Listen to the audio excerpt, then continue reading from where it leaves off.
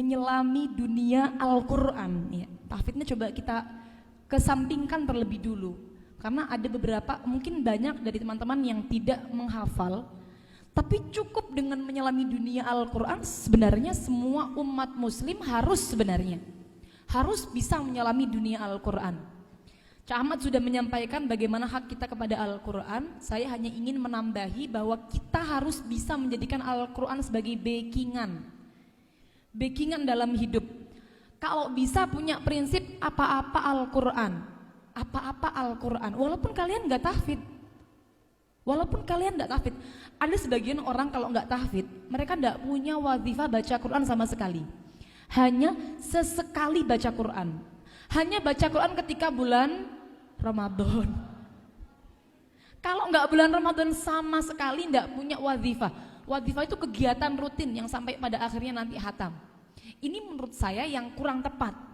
Loh, kita punya Al-Quran yang bisa dijadikan backingan. Apakah di dalam di dalam hadis-hadis menyebutkan kalau Quran itu mensyafaati yang menghafalkannya saja? Tidak kan ya? Tapi Quran mensyafaati siapapun yang mau membacanya, membersamainya. Al-Qur'anu syafi'un musyafa'un, mensyafaati dan pasti diterima di syafaatnya bagi yang mau membersamai itu tidak harus hafal. Orang hafal Quran, setelah hafal nggak pernah deres, sama saja tidak akan dapat syafaat. Tapi kalau semisal dia tidak hafal, punya wazifah rutin membaca Al-Quran, tidak usah banyak-banyak, sehari cukup 1 lembar mungkin. Tapi jenengan rutinkan sampai hatam, atau sehari 1/4, 5 halaman. Ini rutin sampai hatam. Setelah hatam ulang lagi. Nah, inilah yang dinamakan kita menjadikan Al-Quran sebagai backingan kita dalam hidup. Ini termasuk yang harus teman-teman lakukan mulai sekarang. Barangkali di sini ada teman-teman yang masih belum punya wazifah baca Quran rutin sampai hatam, harus. Yang saya jadikan contoh, masih banyak teman-teman dari kiai-kiai sepuh kita. Kiai-kiai sepuh kita itu kan banyak yang tidak hafid ya.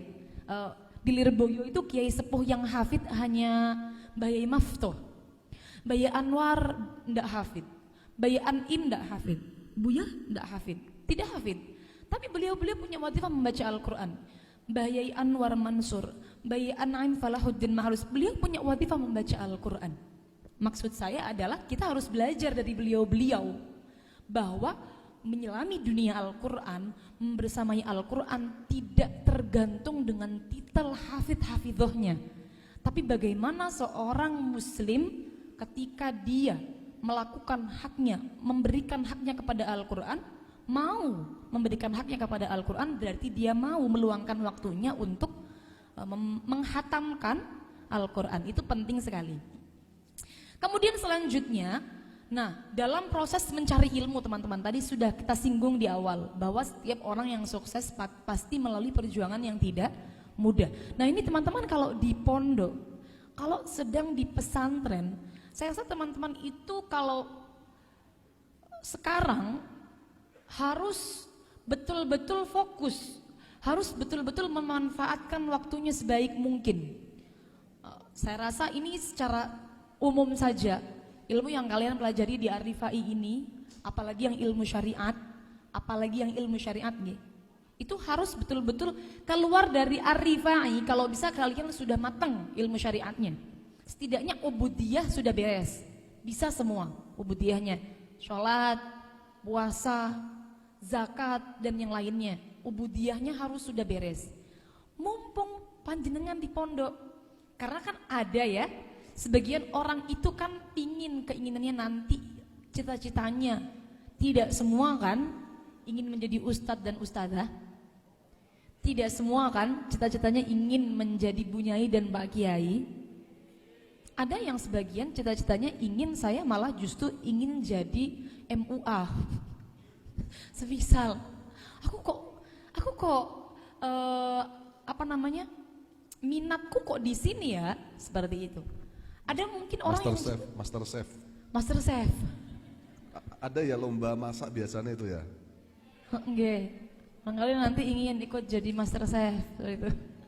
Atau nanti ingin jadi arsitek atau ingin jadi pengacara itu nggak apa-apa, nggak masalah.